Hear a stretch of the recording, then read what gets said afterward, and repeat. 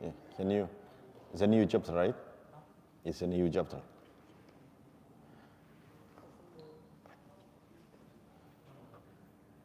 بسم الله الرحمن الرحيم الحمد لله رب العالمين والصلاة والسلام على المبعوث رحمة للعالمين نبينا محمد وعلى آله وصحبه أجمعين. Again, it is a reminder that this hadith class is to reflect the hadith we're going over, to reflect and think about it. Once you hear the hadith, think about it, contemplate it, and ask yourself where I'm standing about this hadith. Am I someone who is practicing this hadith, implementing this hadith in my life, daily, life? So the whole purpose is not to memorize many hadith. If you like to memorize, it's good to memorize it, but the whole purpose is to practice what you hear and what you learn. That's the whole purpose of this class, inshallah. It's just a reminder, so let's go and start it, inshallah.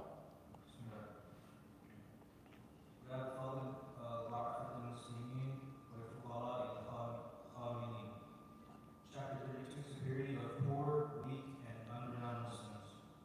قال الله تعالى: واصبر نفسك مع الذين يدعون ربهم بالغداة والعشي يريدون وجهه ولا تعد عيناك عنهم.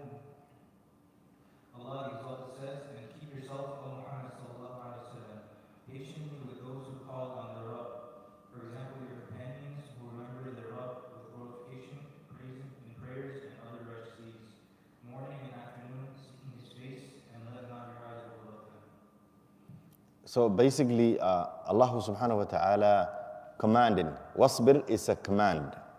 The verb itself is a command. Isbir means keep yourself patiently. Your soul, yourself, you have to be present in the life of those who worship their Lord. يَدْعُونَ رَبَّهُمْ بِالْغَدَاةِ وَالْعَشِيِّ. In the morning and in the afternoon. And the only thing, what they seek is Allah subhanahu wa ta'ala's pleasure. يُرِيدُونَ وَجْهَهُ. The only thing is they seeking is Allah to be pleased with them. رَبَّهُمْ. وَلَا تَعْدُ عَيْنَاكَ. And don't overlook them. This ayah, it's a very, this ayah in Surah Al-Kahfi, in Surah Al-Kahfi we recite Fridays. This ayah, it tells you the human conditions and the situations.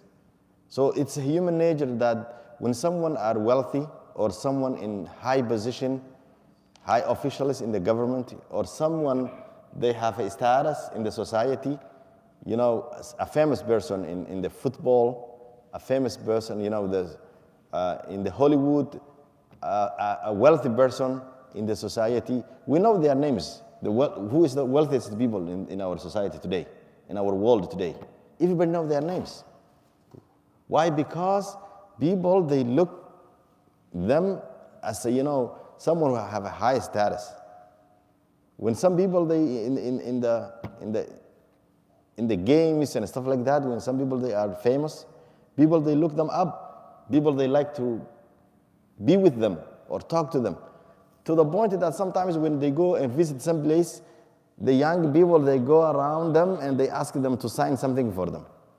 Why? Why they asking that? Because these people, they have a status, right? So that's a human nature throughout the human history.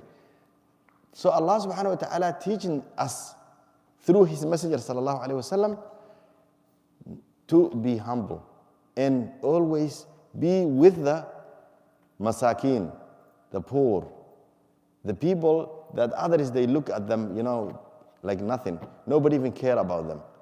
Nobody even recognize them. So this is the beauty of this Islam. This faith, Islam, the beauty of Islam is its simplicity and humbleness. Means that you should never overlook anybody. Regardless who they are, where they came from, their status, their conditions. Actually, Allah subhanahu wa ta'ala commanded the messenger to keep himself patiently. Those who worship their Lord in the morning and the afternoon. And the only things they are seeking is Allah subhanahu wa ta'ala's pleasure, Allah's face. Yet,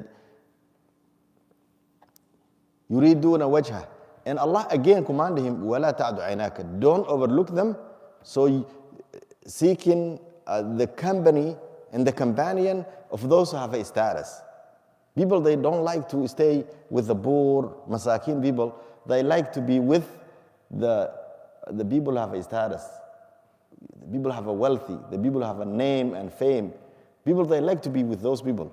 But Allah subhanahu wa ta'ala telling his messenger, and you and me. So like sometimes we overlook the Quran. When Allah subhanahu wa ta'ala say this, we think that, oh, that was for the messenger. And those who are with the messenger. How about us today? In our world today. This ayat is for us too. So we have to apply upon us this ayat, and we have to follow this ayat and always be with, humble ourselves and be with the poor and masakin. As long as those poor and masakin, they are close to Allah subhanahu wa ta'ala and they worship Allah subhanahu wa ta'ala. And you should not even care about someone who far away from Allah subhanahu wa ta'ala, regardless who is that one is. Whether he is your relatives, whether he is king or president or billionaire or millionaire or famous. But now that's not the case today's world, including us especially the Muslim youth. Who is their role models? Usually the famous people. Today if I ask you some Sahabi masalan, who did great things for Islam in the time of Rasulullah sallallahu alaihi wasallam, maybe most of the people, they don't know that Sahabi's name. But if you ask somebody who is famous today, what they call American idols, those celebrity, those people now everybody knows, right? Because they are in the media, in the news all the time, and they repeating over and over and over what he did, and they show in the TV, so everybody connected with them. Egypt, in Egypt, there used to be a man he was singer, very famous singer in Egypt. And he died. When he died, women, they were throwing themselves from the windows of high-rise buildings. Some people, they killed themselves because they love this. So those people, they worship. But Islam is simple. Humble yourself. Be with the normal people. Don't overlook them. That's all. Just be your origin. That's the beauty of Islam. You don't have to show off.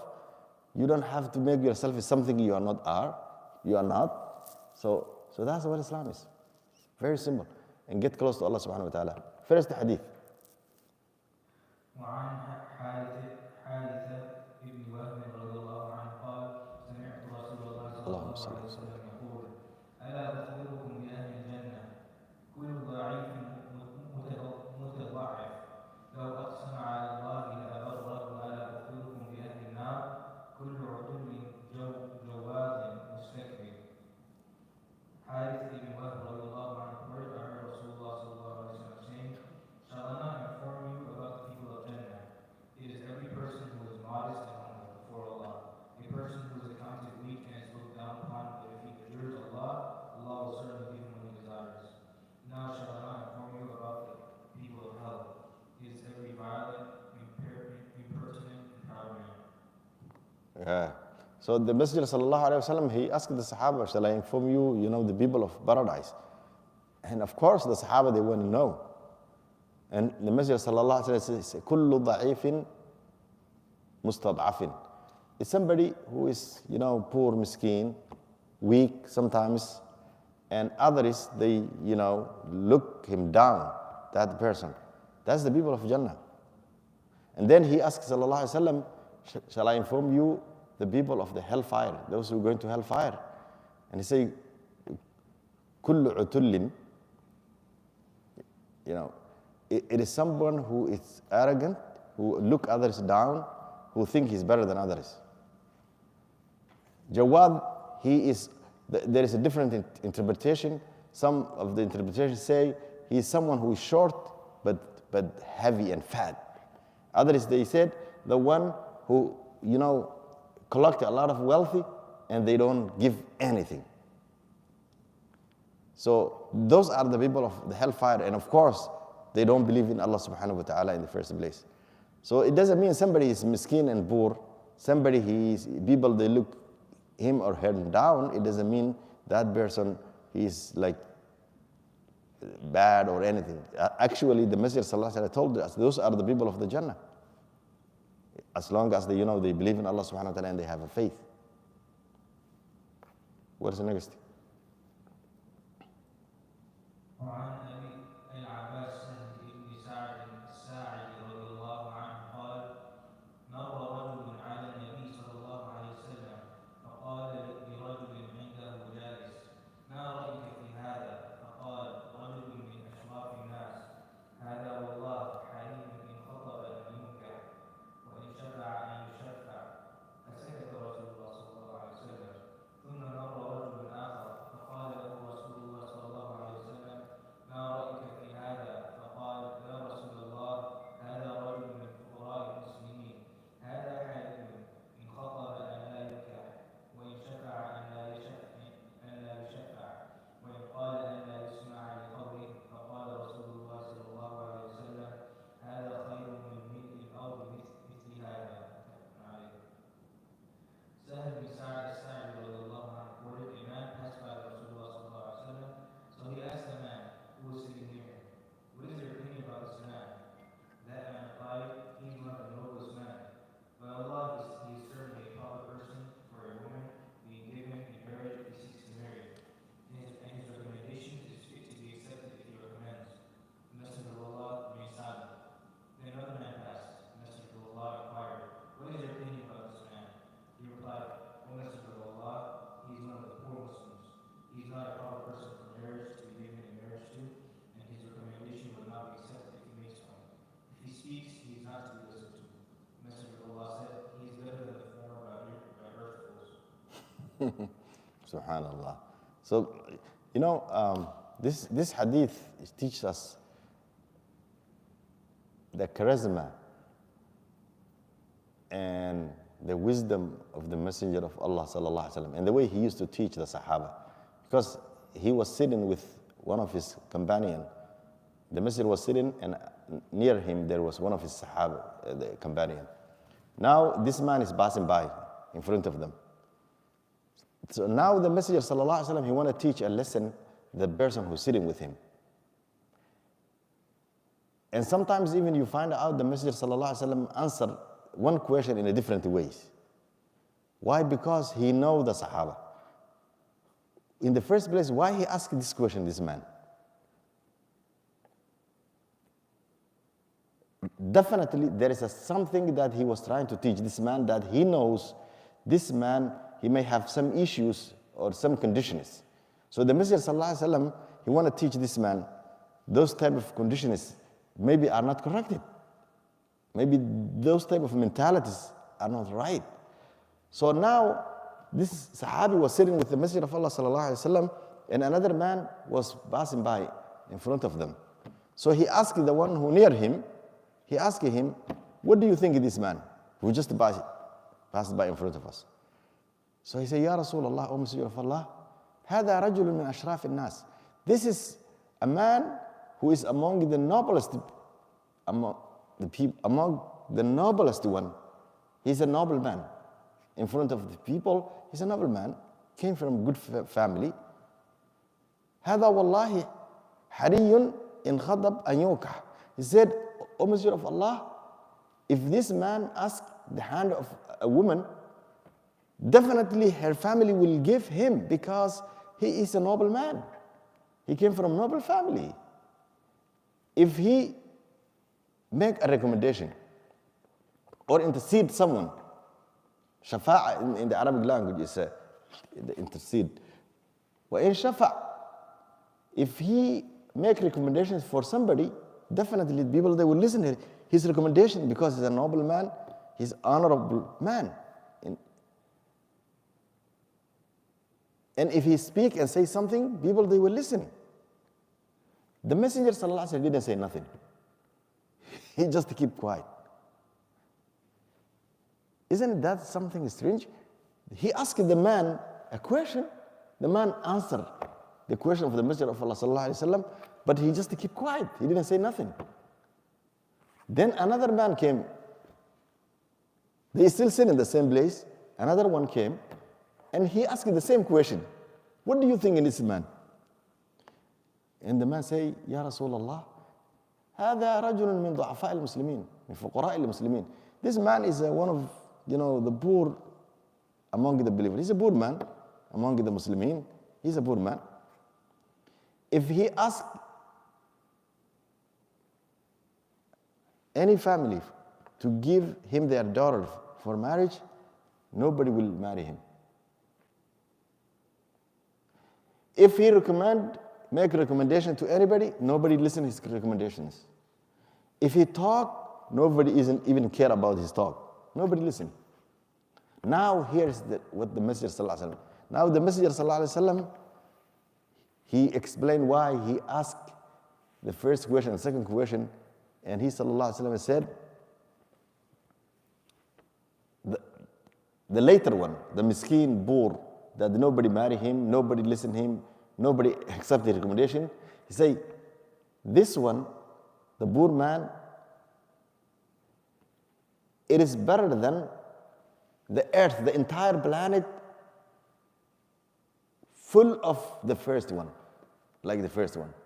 The entire planet is full of man, like the first one. This one, the later one, is better than. The Messenger Sallallahu was showing us, it is not the appearance, it is not what someone claims, it is the taqwa. Because that poor miskin, and nobody give him their daughters, and nobody, accept his recommendation, nobody even listen when he talk. He said, هذا خير من ملء الأرض. ملء الأرض means the volume of the planet, full of the first one. That the man say, people, they will listen when he talk, they listen to his recommendation. If he ask their daughter, they will give him. The later one, poor one, is better than the earth full of the first one. Can you imagine? Look at this, the difference, subhanallah. So it's not the appearance. How do we know then? How do I know who is, close to Allah subhanahu wa ta'ala and who is? Of course, we don't know what is in the heart of the people. But there is a sign.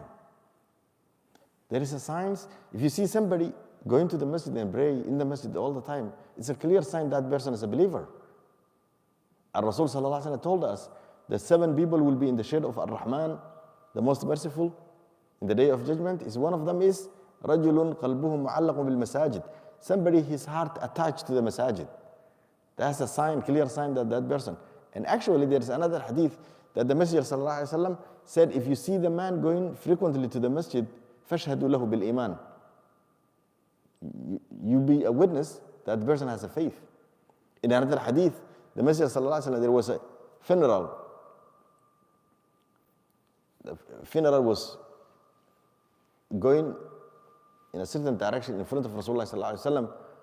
In the Sahaba, they say something good about that person, that funeral, that janazah, the person who passed away, the deceased. They say something nice about him.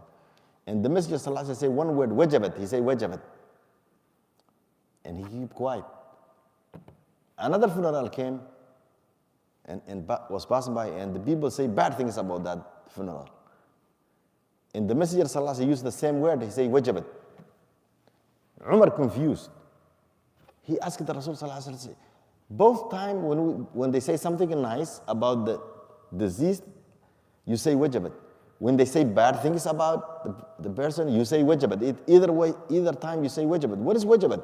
What do you mean? Explain to us. And the Messenger sallallahu alaihi wasallam said, the one that you people say something good about, the janazah, the funeral, that people say something good about it, it will go into paradise. The one people say something bad about it is going to hellfire. Antum shuhada'ullahi fil ard. You are Allah's witnesses on the earth. So when the Muslims, the believers say something good about somebody, that means that person is good. When people say something bad about somebody, it means that person is bad. So that's the way we can differentiate, somebody like the last one and somebody who was the first one. Most likely the first one, he was not somebody who was practicing Islam or doing something good, most likely. وعن ابي سعيد الخدري رضي الله عنه عن النبي صلى الله عليه وسلم قال احتجت الجنه والنار فقالت النار في الجبارون والمتكبرون وقالت الجنه في ضعفاء الناس ومساكنهم فقضى الله بينهما ان في الجنه رحمتي ارحم بك من اشاء وان في النار عذابي اعذب بك من اشاء ولكليهما علي ملكها. Abu Sa'id al-Khudri radiyallahu anhu reported, the Prophet sallallahu alaihi wasallam said, there was a dispute between the hell and Jannah. And the hell said, the haughty and proud are my inmates. Jannah said, the modest and humble are my residents. Thereupon Allah exalted and glorious said, addressing Jannah, you are my mercy. Through you I shall show mercy to those whom I wish. And addressing the hell, he said, you are the means of my punishment by which I shall punish my slaves as I wish, and each one of you will have its will. SubhanAllah. So now with the paradise and hellfire, they are, they have a dispute, and it's like, this is something we don't understand. How can Jannah and hellfire, they are not some like us as a human being who dispute. But how they dispute? That's something beyond we cannot comprehend. That's something that only Allah subhanahu wa ta'ala and His messengers, whom Allah revealed to those type of knowledge, they can comprehend. You and I say how hell and paradise they dispute. In any ways, the Messenger sallallahu alaihi wasallam told the Sahaba, they dispute, they arguing. So the hellfire say, فِيَ الْجَبَّارُونَ وَالْمُتَكَبِّرُونَ.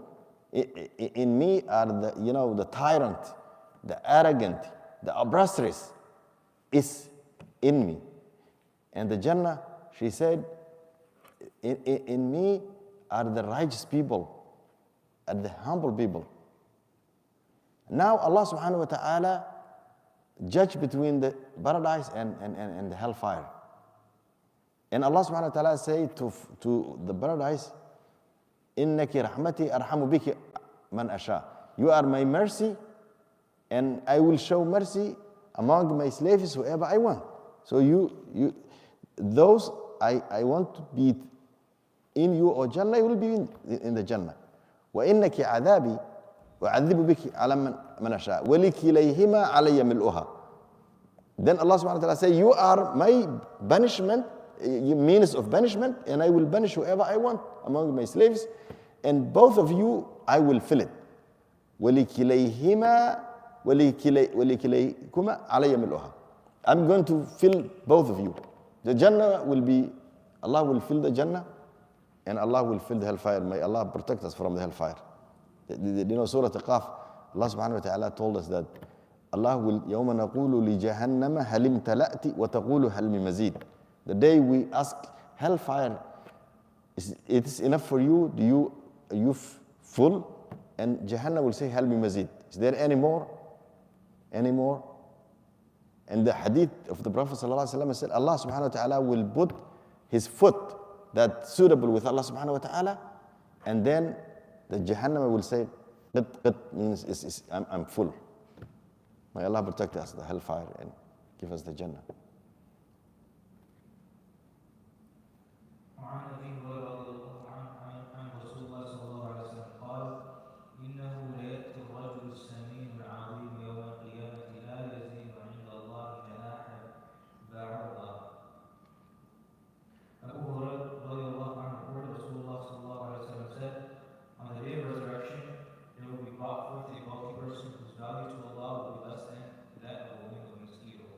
Yeah. So he sallallahu alaihi wasallam tell us, it's, all the ahadith. What is the main theme of this chapter?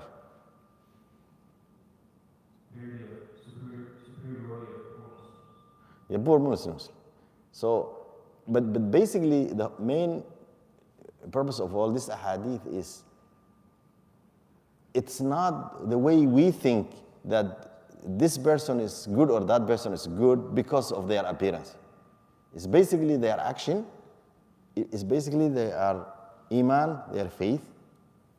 That's all. So we should not be fooled because somebody has a lot of money, because somebody has a status, because somebody he came from different background or stuff like that. That's not the case in Islam. In Islam is how close you to Allah subhanahu wa ta'ala. How close are you to Allah subhanahu wa ta'ala, your creator? How humble you are. What is your connection with Allah subhanahu wa ta'ala? That's the bottom line. So the Messenger sallallahu alaihi wasallam told us there will be a man, a very strong, heavy man, fat, big, will come in the day of judgment. But in the eye of Allah subhanahu wa ta'ala, he is not equal to a wing of mosquito. لا يزن عند الله جناح بعوضة. In the sight of Allah, in the eye of Allah subhanahu wa ta'ala, he is nothing.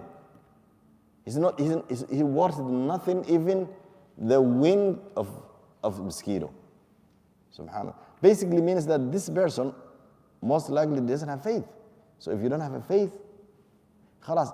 There is another hadith that the Messenger sallallahu alaihi wasallam said, لو كانت الدنيا تزن عند الله جناح بعوضة ما سقى كافرا شربة ماء. If this world equal in the sight of Allah subhanahu wa ta'ala a wing of mosquito, Allah will not give a sip of water for this believer. Wow. لو كانت الدنيا تزن عند الله جناح بعوضة ما سقى كافرا شربة ماء. So this life, that's beautiful life, this beautiful world, is not equal in the eye of Allah subhanahu wa ta'ala, even a wing of mosquito. That's what the hadith said. لو كانت الدنيا تزن عند الله جناح بعوضة. If it's equal to a wing of mosquito, he will not give a sip of water to disbelievers. Which basically means that it's not even equal to جناح بعوضة.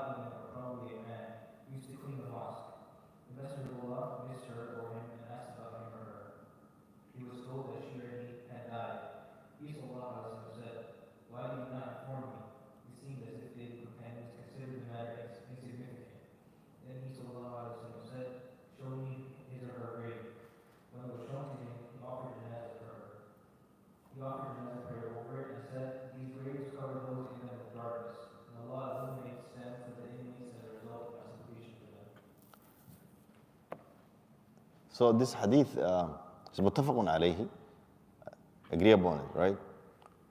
This hadith, it talks about, there was a black woman, man, young man, the shakk rawi, the narrator of the hadith, he doesn't know which one it was. It was male or female. In any way, there was someone who used to clean the masjid of Rasulullah sallallahu alaihi wasallam, Medina. Many of us went to Medina and you see the masjid of Rasulullah sallallahu alaihi wasallam. It was not big masjid at that time. It was very small. The Muslim community was small. In any way, this individual, believer, who used to clean the masjid of Rasulullah sallallahu alaihi wasallam. Now that person has died. The Mufassirin, they say he died, it was a night time, around maybe Maghrib time. The Sahaba, they considered it insignificant to tell the Messenger sallallahu alaihi wasallam and lead the janazah prayer. So what they did, they observed the janazah prayer and they take the person to the cemetery, probably to Baqi', and they bury her or him, whoever. We don't know whether it was a male or female. Couple of days, the Messenger sallallahu alaihi wasallam could not see that person who used to clean the masjid. Okay. And he asked the Sahaba, where is so and so? So they said, Ya Rasulullah, matat fadafannaha. she passed away or he passed away, and we, just bury her or bury him. The Messenger sallallahu alaihi wasallam get upset. He said, "Afala adantumuni? Why you did not inform me when this?" What it tells you that?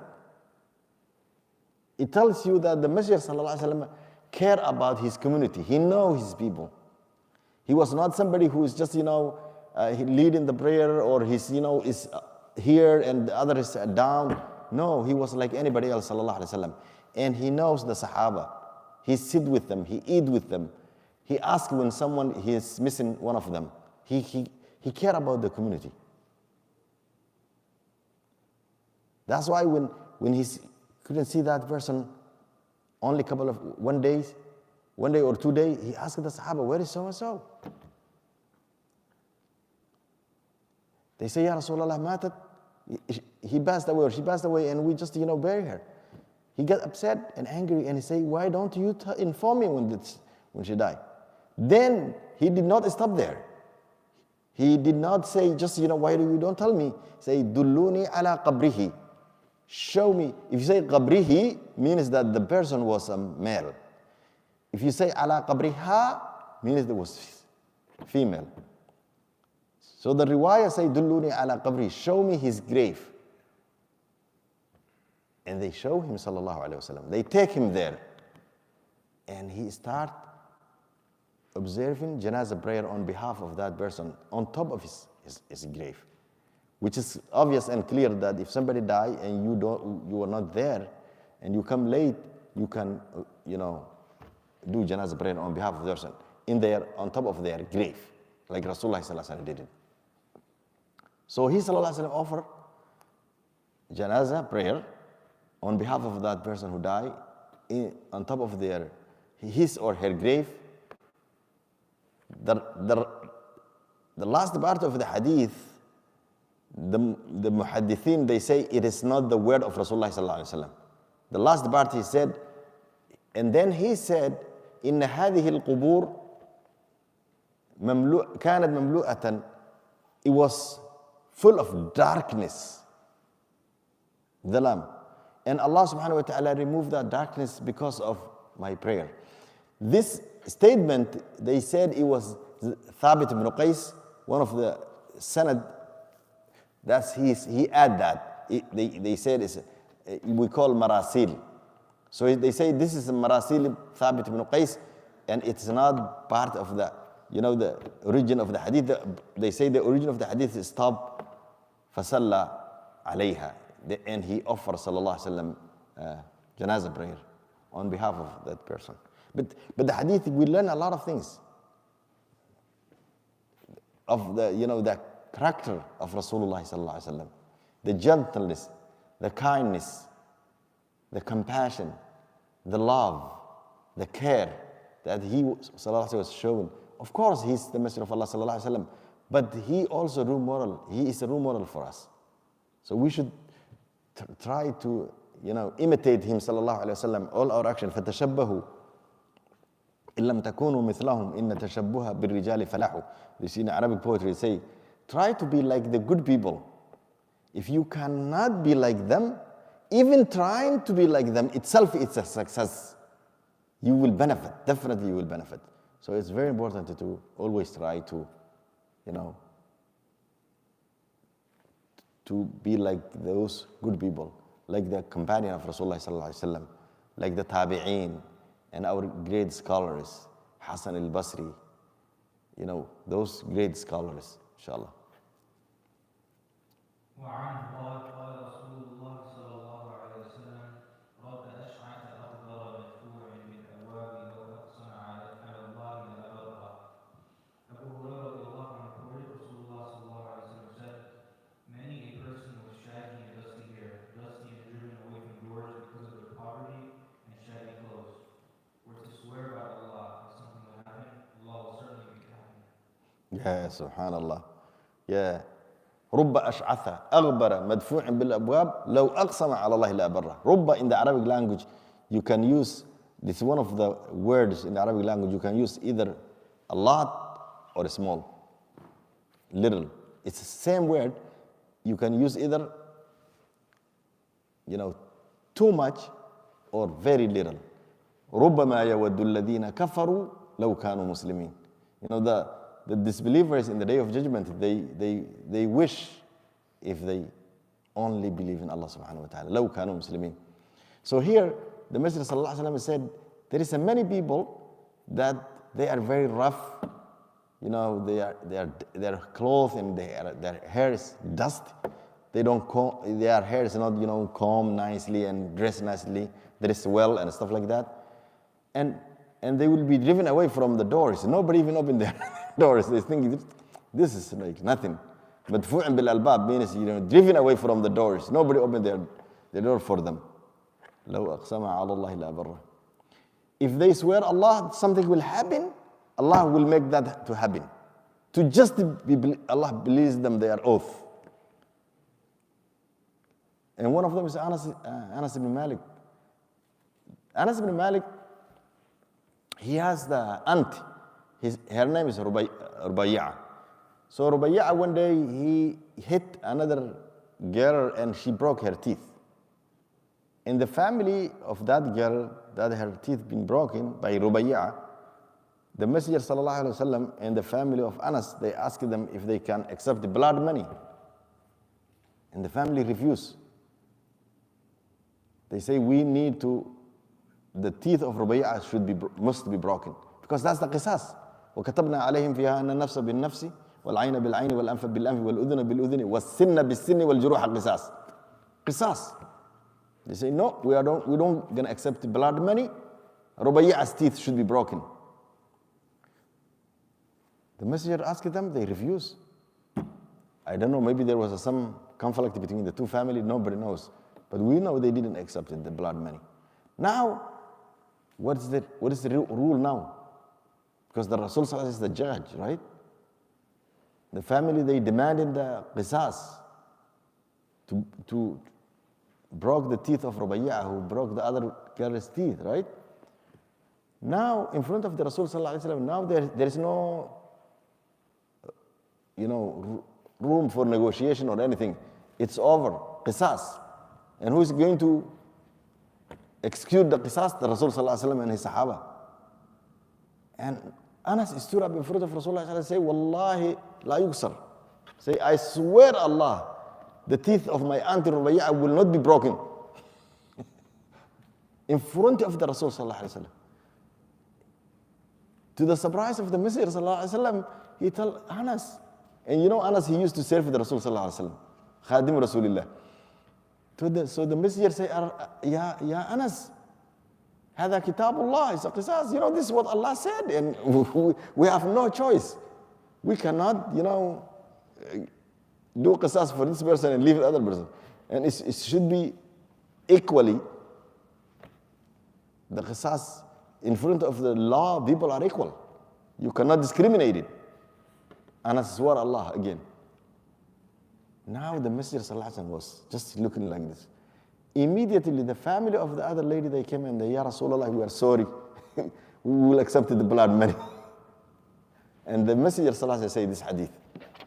Said, رُبَّ عَشَى أَشْعَثَ أَغْبَرَ مَدْفُوعًا بِالْأَبْوَابِ لَوْ أَقْسَمَ عَلَى اللَّهِ لَأَبَرَّهُ. There's many people there, nobody, think they are, make them big deal. But if they swear Allah, Allah will make to happen whatever they swear. So that's hadith related with Anas ibn Malik radiallahu anhu.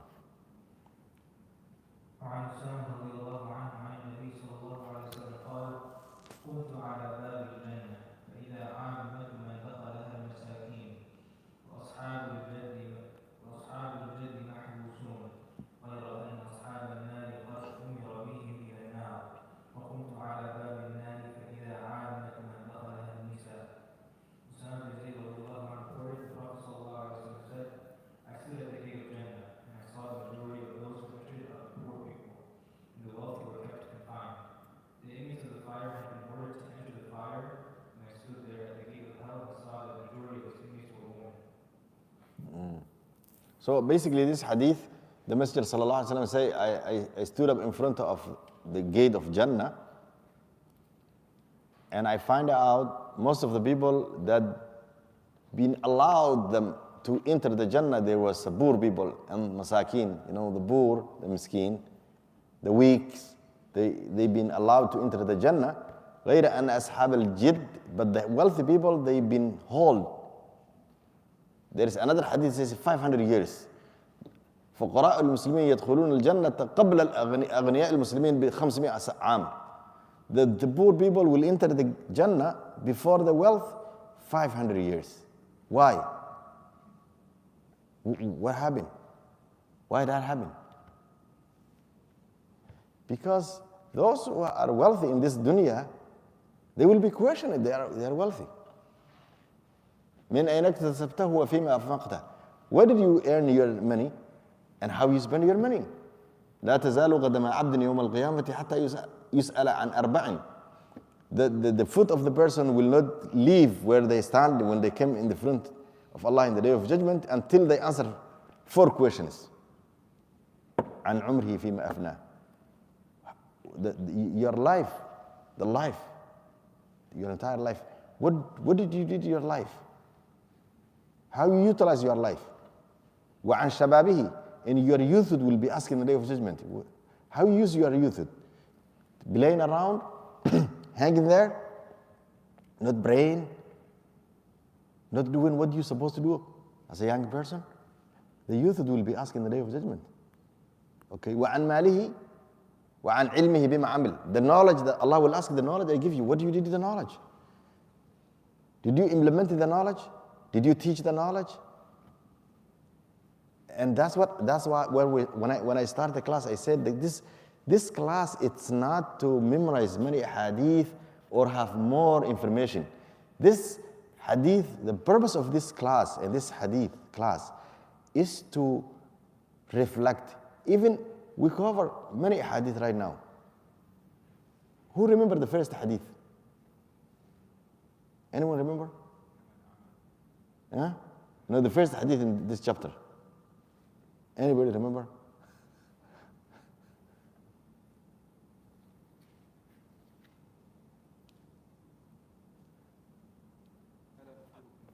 Hold on. How about the ayah the chapter starts? Don't tell them. Anybody remember the ayah? Of course, Surah Al-Kahf, yes. Yes, it was Surah Al-Kahf. MashaAllah. Very good. واصبر نفسك مع الذين يدعون ربهم بالغداة. I'm glad I mentioned Surah Al-Kahf. So inshallah you read Surah Al-Kahf. After tomorrow is Friday. Anyway, the hadith, the Messenger sallallahu alaihi wasallam, I was talking about that hadith, لا تزال قدم عبد اليمين. One of the reasons the ulama, they say that the poor people enter the Jannah because their accountability is going to be simple because they don't have much and they just go and enter the Jannah. The wealthy people also, they will enter the Jannah later on, but they have to be held accountable about their money, how they spend, where did they get their earn their money. All things, and it will take time. Allah can make easy for them and just tell them go and enter the Jannah, and some of them they will go into the Jannah, but there some of them they will be questioned. And then the Messenger sallallahu alaihi wasallam said, غير أن أصحاب النار قد أمر. The people of the hellfire, already they gone to hellfire. خلاص. The command came from Allah subhanahu wa ta'ala and they've been sent to the hellfire. والعياذ بالله. Then the Messenger sallallahu alaihi wasallam said, then I stood up in front of the gate of the hellfire. And he said, I find out most of the people who in the hellfire, they were women. فإذا عامة من يدخلها النساء. The majority of those in the hellfire, they were women. This hadith, there is another hadith similar to this. The other hadith will explain this hadith because this hadith didn't explain anything. It just said, I figured out that most of the people in the hellfire are women. Okay, now the women, they should ask questions and say, why? Why? What happened? There is another hadith that the Messenger sallallahu alaihi wasallam encouraged the women to give charity. It was Eid day. So the Messenger sallallahu alaihi wasallam, "Ya ma'ashara an-nisa'i tasaddaqna fa inni ra'aytukunna akthara ahli an-nar." Say, "Oh,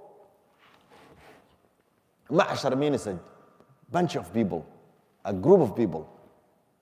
So the Messenger sallallahu alaihi wasallam said, "Oh, group of women, give your sadaqah, your charity, فَإِنِّي رَأَيْتُكُنَّ أَكْثَرَ أَهْلِ النَّارِ." I saw you were the majority of the people of the hellfire. And a woman stood up immediately, because when the messenger made this statement, a woman stood up and said, وَمَا لَنَا أَكْثَرَ أَهْلِ النَّارِ يَا رَسُولَ اللَّهِ. Why we are the majority of the people of hellfire, Ya Rasulullah? Tell us, so that we can avoid it. Now you understand there is a way that women, they can reduce to be the majority of the hellfire. The messenger explained to them. He encouraged them to give more sadaqah. Tasaddaqna, which basically means that your sadaqah, giving sadaqah, will prevent you to go to hellfire. وَالصَّدَقَةُ تُطْفِئُ غَضَبَ الرَّبِّ, will cool off. Charity cool off the anger of Allah subhanahu wa ta'ala. If Allah is not angry with you because of your charity, Allah will put you Jannah. And the Messenger sallallahu alaihi wasallam was showing the women in a way that they protect themselves from the hellfire. So he said, "Tasaddaqna, فَإِنِّي رَأَيْتُكُنَّ أَكْثَرَ أَهْلِ النَّارِ." قالوا وَمَا لَنَا أَكْثَرَ أَهْلِ النَّارِ يَا رَسُولَ اللَّهِ. So why we are the majority of the hellfire, people of hellfire? The Messenger sallallahu alaihi wasallam said, "تُكْثِرْنَ الطَّعْنَ وَتَكْفُرْنَ الْعَشِيرَ." You always, الطعن means when you always look the negative side of things. You know, women, they like perfection, and nothing is perfect. Man is not perfect. Nobody's perfect. So the Messenger sallallahu alaihi wasallam took the, you know, they like the house to be perfect. They like the furniture to be perfect. They like perfection. That's their nature. Women, they like things to be beautiful, right? So he sallallahu alaihi wasallam took the, when things is not the way they like it, they criticize it. Da'ni means to criticize things. وَتَكْفُرْنَ الْعَشِيرَ, and you disbelieve the husband. So then she asked, "What do you mean تَكْفُرْنَ الْعَشِيرَ?" And the Messenger sallallahu alaihi wasallam said, actually this was, some say it was some extra, they said, إِذَا أَحْسَنْتَ إِحْدَاهُنَّ الدَّهْرَ كُلَّهُ, if the husband do a lot of good things for their wives, and one time he make mistakes, she will say, "I never seen you doing anything good." That one mistake will destroy all the good things, the previous good things. That's some other explanation.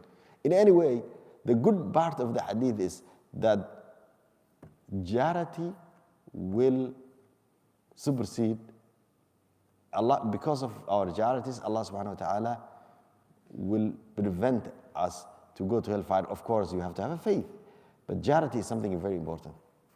Last hadith, inshallah. 3 pages long? 3 pages, that's too long.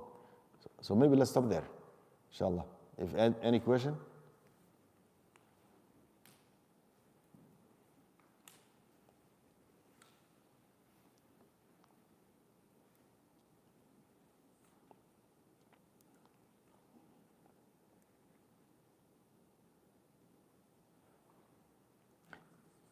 Yeah, the sisters? The sisters, they have, okay. Can you give the sisters the?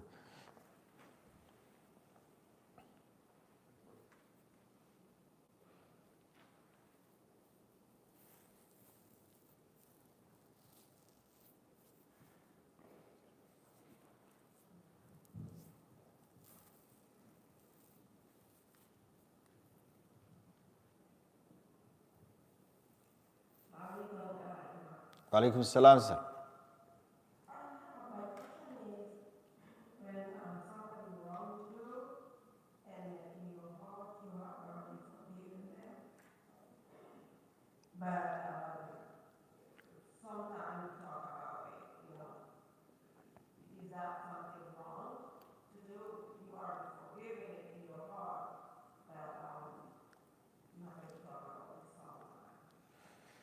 That's a great question. One of the signs that you totally forgive the person is not to talk about it. But if you talk about, after you say, I forgive you, then there is still something in your heart that you need to release. So the best way is, when you forgive someone, forget it. Khalas, forgive and forget. Of course, we are human. Sometimes you may feel, still you may have some feeling. That's a human nature. Nothing we can do that. You know, there is a story related with Sayyidina Umar radiallahu anhu. There was a man who killed his relatives. And when Umar radiallahu anhu was Amirul Mu'mineen, the same man was sitting in front of Umar radiallahu anhu. And he know this man, he killed his relative, close family member. And Umar, he felt something. So he said, can you sit down this side, on the side, so you're not in front of me. The man understood why Umar saying this. So he asked him a question. He said, I know you have some feeling toward me because what happened in the past, but is that type of feeling you have will diminish my rights? And Umar said, Hasha lillah. It's not going to diminish your right at all. At all. You get your full rights. Because Islam is fairness, is justice, and equality. That's the word. It's a core value in Islam. You know, justice and fairness and equality is core value in our faith. And Umar was the most just human being who lead the humanity. In his time, Umar, he almost ran the whole world. And he was not only concerned about the human beings, despite whether they are Muslim or non-Muslim, it doesn't matter. The well-being of the human being, he was even concerned with the well-being of the animals. He has a beautiful statement that he said, Ya wayla Umar, he said, Wu to Umar, law athara dabatun fil Iraq. He said, Wu to Umar, if an animal is, something hit the animals, Allah will ask Umar, why did you not bathe the way for these animals? Forget the human being. Actually, a lot of people, they don't know this. Umar ibn al-Khattab, he was the first person who made the welfare system that America and the Europeans, they are proud of it today. And how it happened? The story say there was a Jewish man, because in the Islamic State, the non-Muslims, they have the same right the Muslims has it. لَهُمْ مَا لَنَا وَعَلَيْهِمْ مَا عَلَيْنَا. They have all the rights that the Muslims have it, and they have all the responsibilities that the Muslims has it. But Muslims, they pay zakat to support the government. And the non-Muslims, they pay what we call jizya, which is tax. So everybody will participate. That's financial support of the government, so the community are equal. The citizens are equal. There's no superiority. It doesn't mean somebody is another Muslim and he lives with the Muslims that they will be humiliated or will be looked down. Absolutely not. لَهُمْ مَا لَنَا وَعَلَيْهِمْ مَا عَلَيْنَا. That's قاعدة كلية.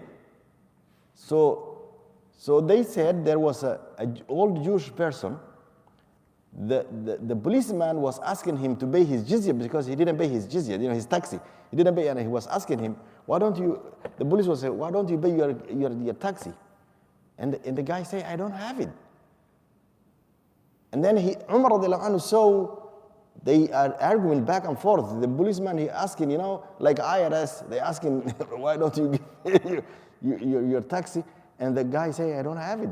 And Umar find out, and he interfered and said, what is going on here? He asked the Jewish man, why don't you pay your taxi? And he said, Ya Amir al-Mu'minin, I used to pay my taxi when I was working and was young. Now I'm old, I'm not working, I don't have money to pay it. And Umar cried. And he said, we wronged you, we were not fair to you.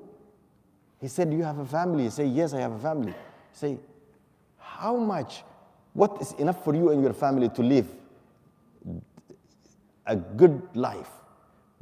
How much you need to you and your family to live in a dignified life? So the Jewish man tell him how much is enough for him and his family. And Umar radiallahu anhu, he made that law that anyone in the Islamic State, Muslims and non-Muslims, whoever live in that state, the Islamic country in the Khilafah, he commanded that anybody who cannot work to get from the Baytul Mal enough, something that him and his family, they can live comfortably. So that was he lay out the welfare system, what they call welfare system today. Yes. So if he's Jewish, the Baitul Mal is zakat money, or does it have other income? Because the zakat is not. The Baitul Mal, they put the whole money, whether it's a sadaqah or it's a zakat. So the story did not tell us how they, they didn't go in details. Most likely, you will get from the sadaqah money. So, but everybody was living comfortable in the time of Umar radiallahu anhu. So the state should take care of those who are in need, who cannot support themselves. But to answer your question, sister, it's always good if you forgive somebody, to just forget it and not to talk about it. Wa alaikum salam wa rahmatullahi wa barakatuh. I have a question regarding prayer. Prayer? Yeah, prayer. Mm-hmm. So, if you go to a masjid and before the prayer time, and you are kind of in a rush, and once they do the azan, you pray your zuhur, and you leave, do you have to wait for the congregation? Or if you're in a hurry because you are running late, you have to go to a continuous prayer, and maybe you still have to pray to wait for the congregation? And the second question is, if you happen to oversleep and you miss your Fajr prayer, how do you have to pay for the sunnah, or you just do your Fajr once you wake up and that's it? Do you catch up with the sunnah, the two right? Two great questions.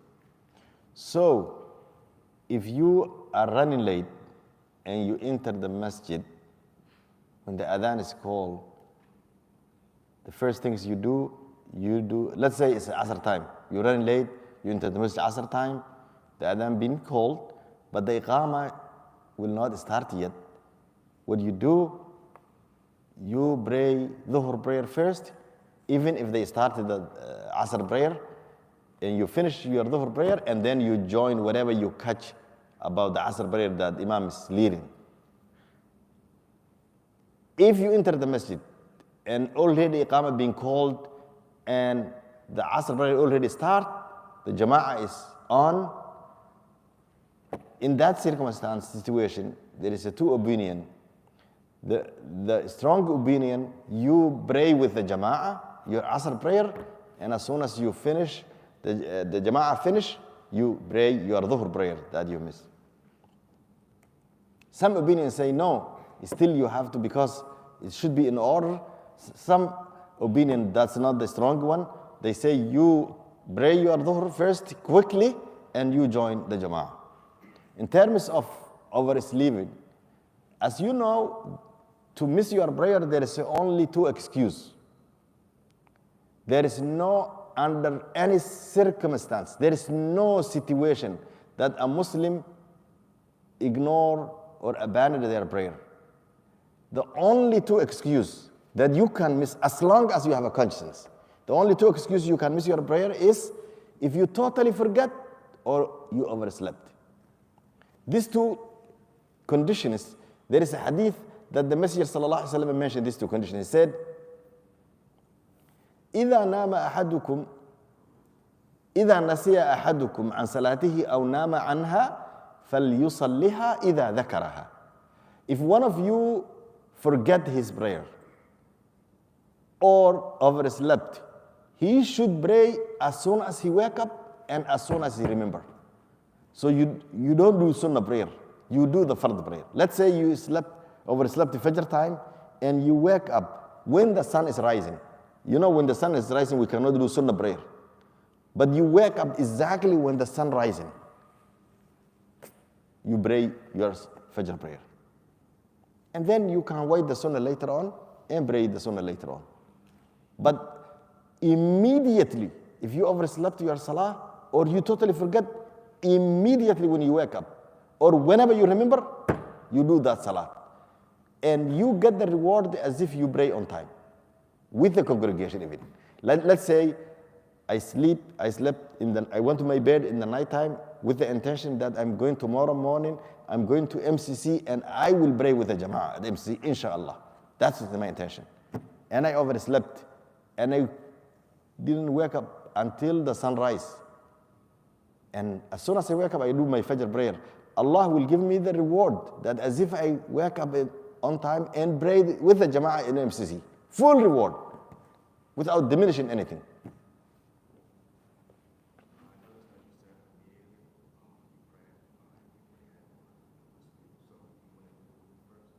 Oh yeah. Wudu, yes. Immediately, what I mean immediately, you have to do, the first things you do make wudu and then do your prayer. So of course you have to make wudu, use the bathroom, brush your teeth, you do all the preparation, and then once you do that, other things you do is a prayer. Yeah.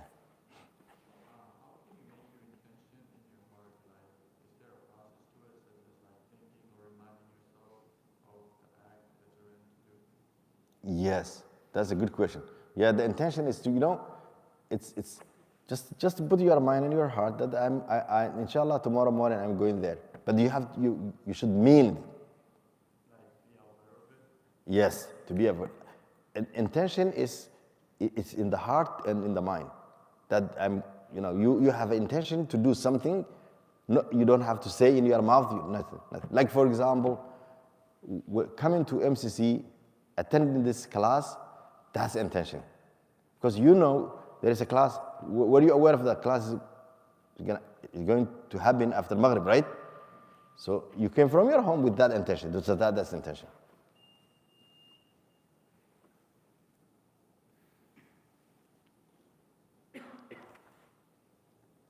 I had a question about backbiting. So let's say, you don't specifically mention a person, right? Let's say you're talking to somebody and then you say, I saw a person that did this and that. You're sort of talking bad about them. You don't exactly mention anybody. Is that still considered backbiting?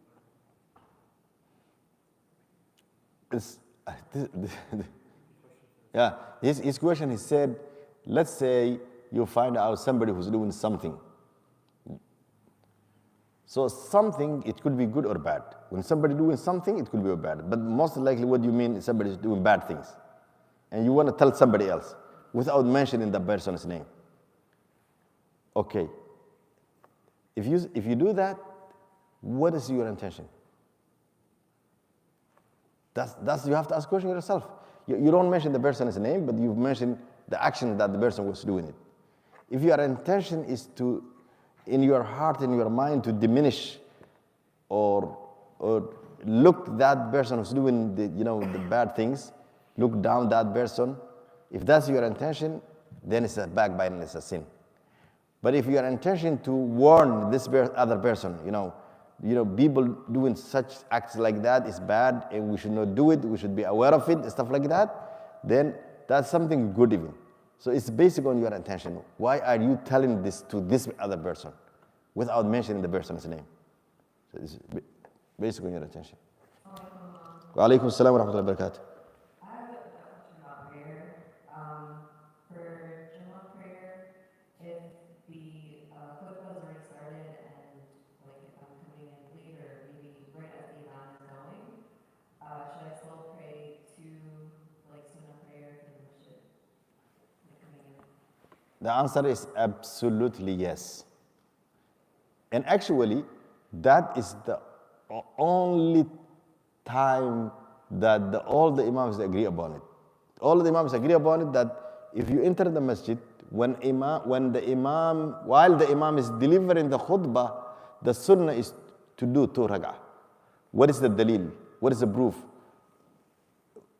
One day, the Messenger sallallahu alaihi wasallam was delivering the khutbah. A man entered and he sat down. And the messenger asked him, did you pray 2 rak'ah? And the man said, no, Ya Rasulullah. And the messenger of Allah said, stand up and do 2 rak'ah. So it's a sunnah that if you enter the masjid, while the imam is delivering the khutbah, before you sit down to do 2 rak'ah. Tahiyyat al-masjid, the greeting of the masjid. The other time, there is a certain time we cannot do sunnah prayer.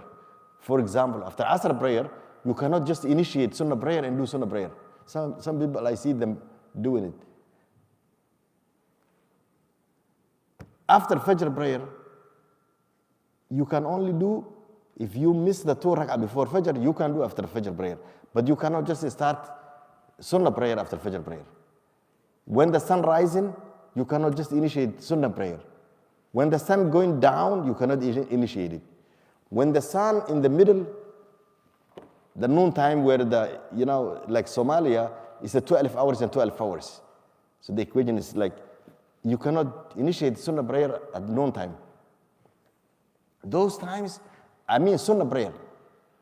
How about if I enter the masjid, those forbidden times, I cannot do Sunnah prayer? What should I do? Should I just sit down? If I enter the masjid after Asr prayer before the sun set, should I just sit down or should I do 2 rak'ah? There is a different opinion among the ulama. Some said, anytime you enter the masjid, regardless whether it's after Asr, after Fajr, the sun is rising, the sun is going down, you must do 2 rak'ah, the greeting of the masjid. Why? Because there is an authentic hadith that the Messenger ﷺ said, إذا دخل أحدكم المسجد فلا يجلس حتى يصلي ركعتين. If any one of you enter the masjid, he or she should not sit down until they observe 2 rak'ah. So, like عند الشافعية, for example, عند الشافعية, yes, if you enter the masjid after Asr prayer, you can do 2 rak'ah عند الشافعية. عند الحنابلة, no, you cannot do it. No, حنفية, عند الحنفية, you cannot do 2 rak'ah after Asr prayer. You cannot just initiate. That's why in the Shafi'iyya they say, سبب مقارن أو متقدم. سبب مقارن أو متقدم. مقارن means something happen immediately. If you enter the masjid, it's muqarin. You have to do 2 rak'ah. Even after Asr, even after Fajr, even when the sun rising or sun going down. عند الشافعية, if you enter masjid, you must do, because the hadith said, فلا يجلس حتى يصلي ركعتين. The hadith is clear. Some other scholars, they agree with Imam Shafi'i. Al-Hanafiya say no. The 5 times that prohibited, you will see after Fajr prayer, they put right where is the 6:13 Asr, they put prohibited. And then after the sunrise 15 minutes, they remove that prohibited. Because they follow if you're a Shafi'i and you enter, you just do a break. سبب متقدم أو مقارن. متقدم means a previous situation. So where did he get متقدم أو مقارن? مقارن means something related at the time itself. متقدم means something related. The salah related something happened. For example, one day, the Messenger sallallahu alaihi wasallam entered the house of one of his wives, and he started praying, sunnah prayer. So his wife, the mother of the believers, asked him, because she knows that he forbid to do sunnah prayer after Asr prayer. She knows that. And she found him praying sunnah prayer after Asr prayer. And she asked him, don't you forbid? What are you doing? What do you praying? Because you know the Sahaba, the household of the Prophet sallallahu alaihi wasallam, anytime they see him sallallahu alaihi wasallam doing something that he forbid before, or certain things that they are not aware of it, they always used to ask him for clarification. So now she need clarification because he forbid and now he's doing it. So the Messenger sallallahu alaihi wasallam said, a guest came to me in the masjid and I was busy with my guest and I did not do my 2 rak'ah after dhuhr prayer. So now I'm doing after Asr prayer. He's doing it. That's why Imam Shafi'i says, sababun mutaqaddimun aw muqarin. So if there is a reason, you can do the forbidden time, you can do that sunnah prayer. In the forbidden time, if you enter the masjid, you must do your 2 rak'ah. Of course, I'm just using must. Some ulama, they say, no, you cannot. They said, but those who say you can do your sunnah prayer, it's based on the hadith, is if anyone among you enter the masjid, he or she should not sit down until they observe 2 rak'ah. We call tahiyyat al-masjid. So Imam Shafi'i said, the reason is muqarin, because it's connected entering the masjid. Mutaqaddim means that the Messenger sallallahu alaihi wasallam, he didn't do the 2 rak'ah after Dhuhr prayer because a guest came to him and he was taking care of his guest. So he missed that 2 rak'ah after Dhuhr prayer. So now he's doing after Asr prayer. So the reason is mutaqaddim, but it's not something that all the fuqaha, I mean imams agree upon it. It's just, I'm just telling you the opinion of Imam Shafi. Any other question? Before? Going on the point of Jumu'ah. Let's say you walked in while the muezzin is calling the adhan for Jumu'ah. Is that like some people will, stand and repeat after and wait until the muezzin finishes? And I've seen some people will, pray sunnah. So like what's the way to go about that? It's not only Jum'ah. The question is that he said, if somebody entered the masjid on Friday, when Imam is sitting on his chair and the adhan being called, what should they do? Should they do the sunnah or should they repeat the adhan?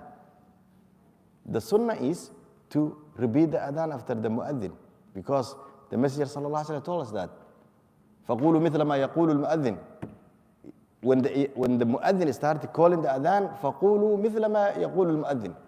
Except حَيَّ عَلَى صَلَاةِ حَيَّ عَلَى الْفَلَاحِ. We say لَا حَوْلَ وَلَا قُوَّةَ إِلَّا بِاللَّهِ, right? So it's a command. فَقُولُوا مِثْلَ مَا يَقُولُ الْمُؤَذِّنُ. So we repeat after the mu'adhin, and after the mu'adhin finish the adhan, we do the 2 rak'ah. Even if the imam stand up and start, saying the khutbah. Wa alaikum assalam wa rahmatullahi wa barakatuh.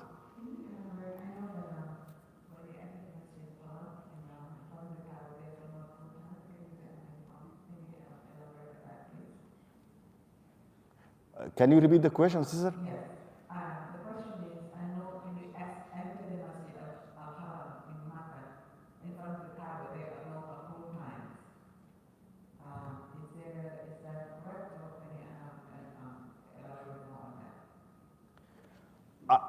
that? If I understood your question correctly, Makkah is different than other masajid.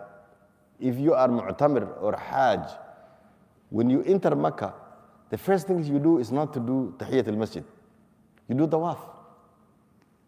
The salam, the first thing you do is tawaf. And when we finish the tawaf, what do we do usually? 2 rak'ah. If maqam Ibrahim, if وَاتَّخِذُوا مِن مَقَامِ إِبْرَاهِيمَ مُصَلَّى. If maqam Ibrahim is, if there is space, now there is no space nowadays. And I find out people, they do a lot of, some people, they make, circle and somebody brain there, and they, it's not good. Because they think that we have to pray here. No. You should pray somewhere else, where there is a space you can pray. They give hard time to the people who are doing their tawaf. They make difficulty for others. So it's not, actually, that is not something good even. Similarly, kissing the Hajar al-Aswad, people, sometimes they, subhanallah, they just jump on the other people and they hurt people physically. It's not right. You can just, say your hand like this, Bismillah, Allahu Akbar, and you kiss your hand. That's khalas. So, first thing you do is a tawaf, and then you do the salah. Makkah also, anytime you enter Makkah, there is no restriction in Makkah. In terms of, those times we cannot do the sunnah prayer, just initiate sunnah prayer. In Makkah, there is no restriction.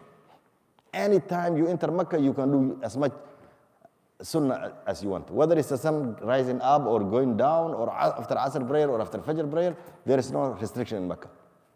Maybe that's your question, sister. Okay, inshallah, I think we should call adhan. سبحانك اللهم وبحمدك نشهد أن لا إله إلا أنت نستغفرك ونتوب إليك والعصر إن الإنسان لفي خسر